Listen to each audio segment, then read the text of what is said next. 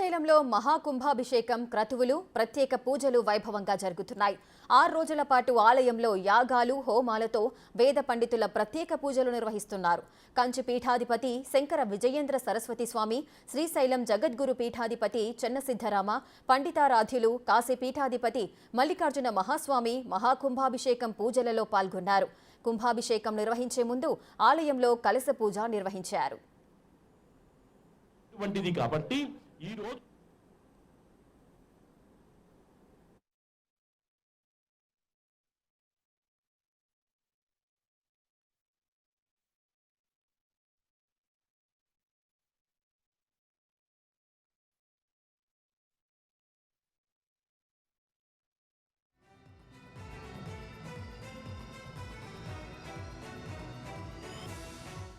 హవనముల చేత యంత్రముల చేత మంత్రజపం మూల మంత్రముల చేత సిద్ధి పొందించినటువంటి విధి విధాన మళ్ళా వాటికి శక్తి కలుగుతుంది అని చెప్పి అంటారు.